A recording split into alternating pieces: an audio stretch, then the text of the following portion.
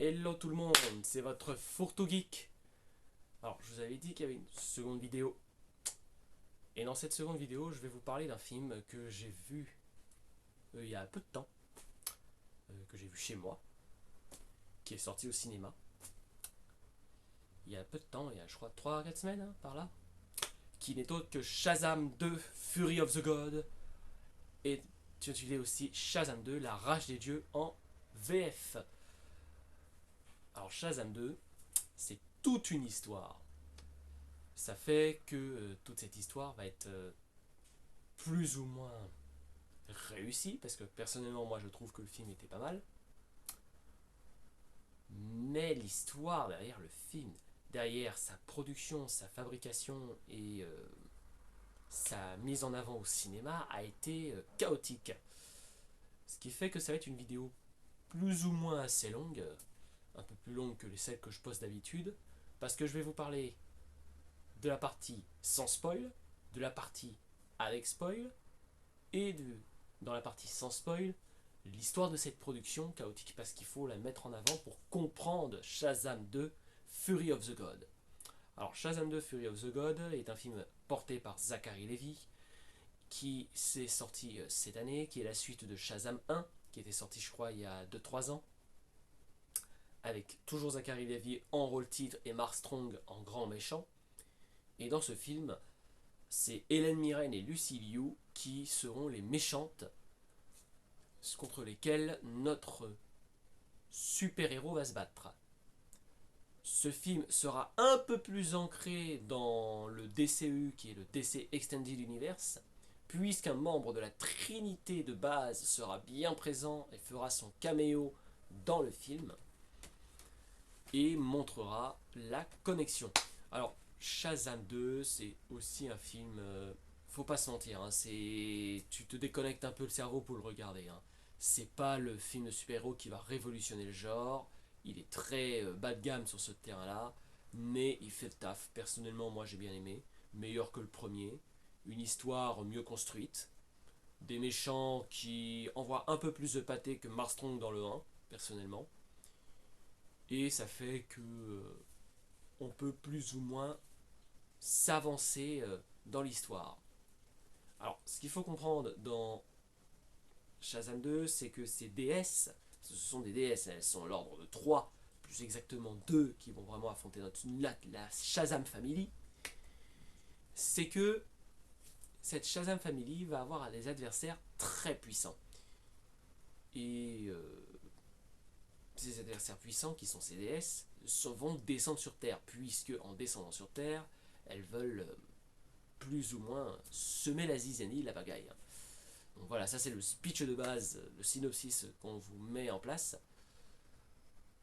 Moi je dirais quand même que c'est un film qui se regarde, avec un petit rouge fil conducteur, une narration qui est plus ou moins correcte. Les personnages sont bien interprétés, Zachary Levi fait plus ou moins le taf. Hein. Bon après on ne peut pas le comparer à son homologue de Black Adam qui était Dwayne The Rock Johnson, qui lui, c'est un costume qui s'attelait sur son corps, hein. C'était ses vrais muscles qu'on voyait à travers, alors que Zachary Levi c'est du rembourrage. C'est aussi pour ça que des fois on a une mauvaise comparaison entre les deux. Et justement, on va revenir à ce point-là. Il faut savoir que Shazam 2, c'est un peu pour moi une trilogie. Hein. C'est Shazam, Black Adam, Shazam 2. Parce que cette trilogie, il y a un fil rouge conducteur qui est Jimon Unsun, qui incarne le sorcier, qui est présent dans chaque film et qui fait que ça donne plus ou moins une directive, une direction. Plutôt sympatoche. Hein. Dans le premier, le sorcier donne les pouvoirs à Billy Batson. Dans Black Adam, on voit qu'il donne les pouvoirs au fils de Tet Adam, qui est le personnage incarné par The Rock. Et au final, le fils va se sacrifier, va donner ses pouvoirs à son père et sera tué. Ce qui fait que c'est pourquoi Tet Adam devient tout d'un coup le héros du Kandak. C'est très très lié, hein, ces films-là. Ces 3 films sont très très liés par rapport au sorcier. Et par cette formulation qui est Shazam. Alors, Shazam en plus, C'est un acronyme de plusieurs dieux. Je crois qu'il y a Salomon, Atlas, Zeus, Achille. Je me souviens jamais du dernier.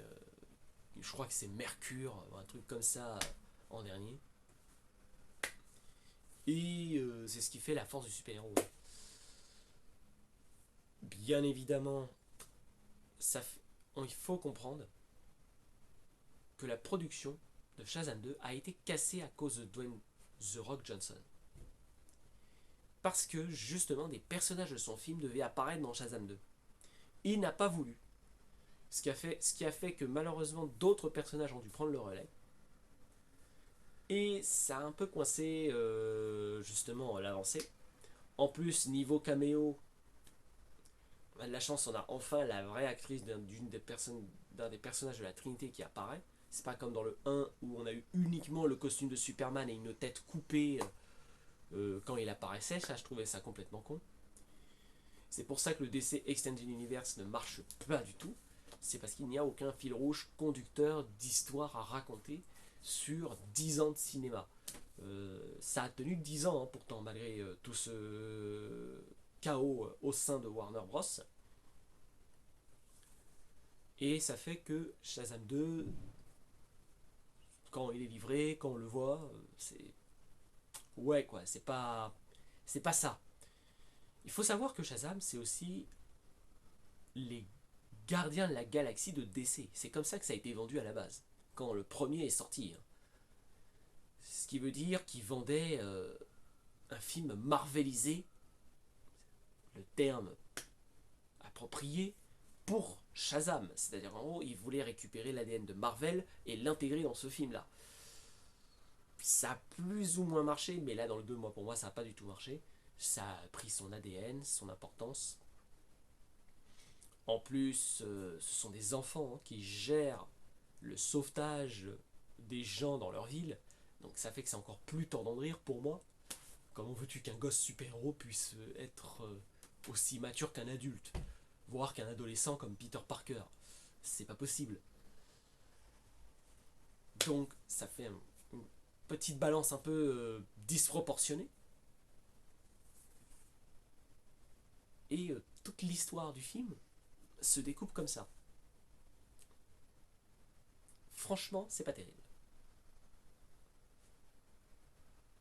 Pour la peine, on va passer maintenant par la partie spoil pour vous redonner plus de détails. Bienvenue dans la partie spoil. Alors, le film commence avec Billy Batson transformé déjà en Shazam, parlant à un pédiatre. Déjà ça c'est trop drôle. Il raconte sa vie, il lui dit tout ce qui se passe, et le pédiatre il comprend pas. Il se dit mais pourquoi me parler à moi? Il sait pas que c'est un gamin qui lui parle. Un gamin, c'est un grand mot puisqu'en vérité le personnage de Billy Batson a 18 ans. Donc il est adulte, plus ou moins.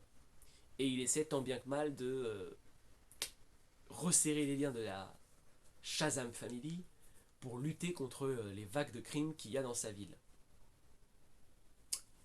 Le grand problème, c'est que les méchants sont... ils sont pas charismatiques. Mais qu'est-ce que fout Hélène Mirren et Lucy Liu dans ce film?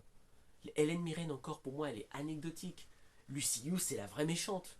Et Rachel Zegler, j'en parle même pas. Elle-même a dit ouais j'ai fait ce film parce que j'avais besoin d'argent. Oh, la grande star du film West Side Story que je n'ai pas vu s'est permis de dire ça.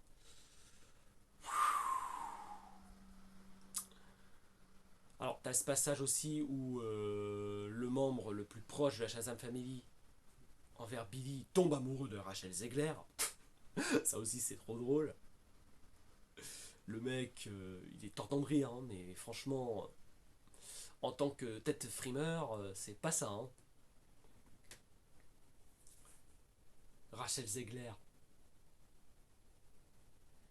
Premier film que je vois avec elle, en vérité. J'ai du mal. J'aurais peut-être encore plus de mal. Déjà que j'ai du mal avec Shazam 2, j'allais dire que j'allais avoir encore plus de mal à la voir en Blanche-Neige, version Disney, puisque c'est elle qui va jouer ça. Le live action. Elle est pas blanche, hein. Elle est métissée, la fille, hein. Ça va être compliqué.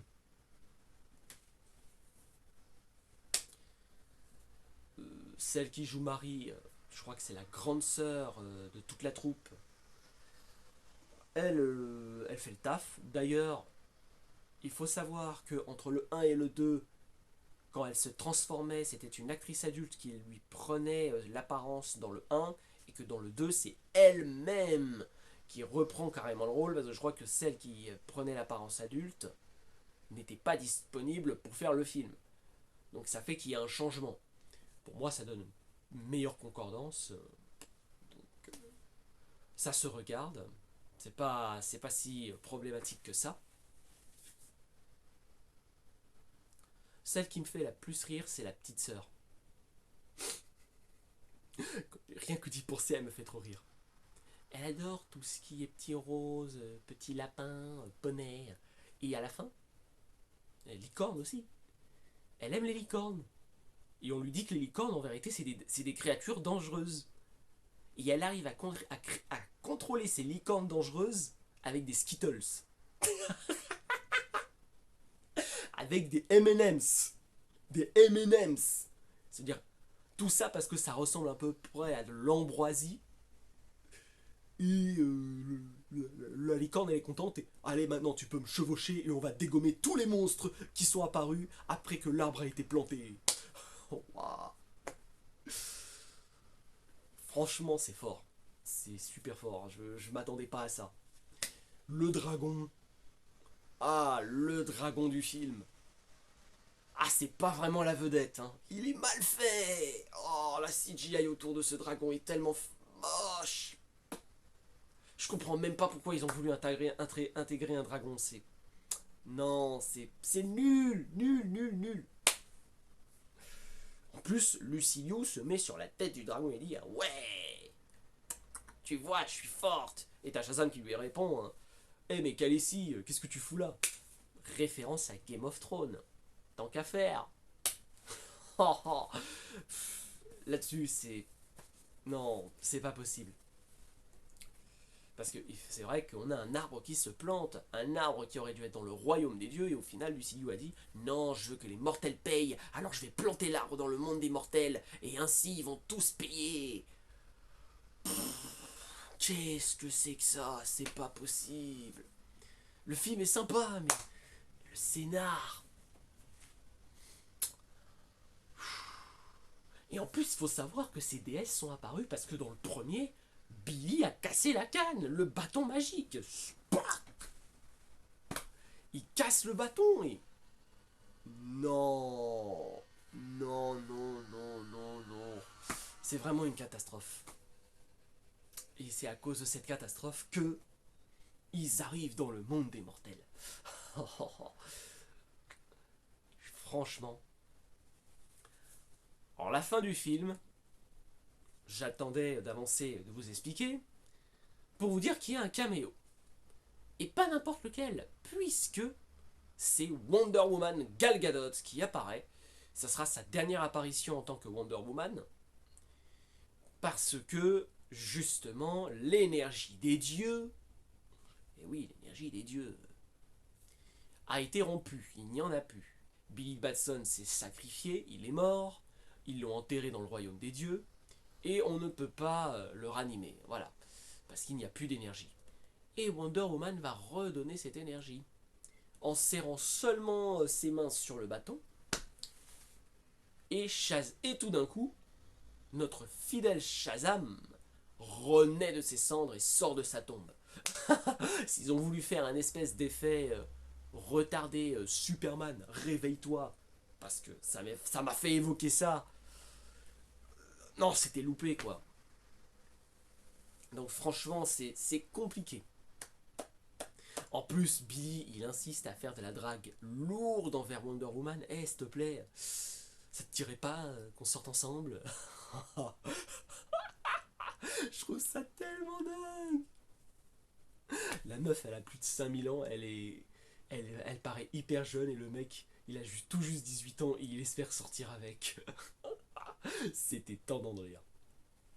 Tordant de rire. Jimon Unsun, le sorcier.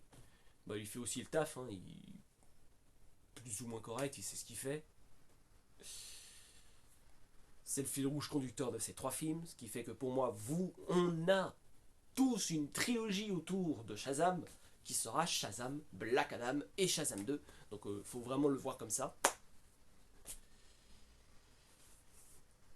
Pour moi, si je devais donner une note à ce film, ce serait...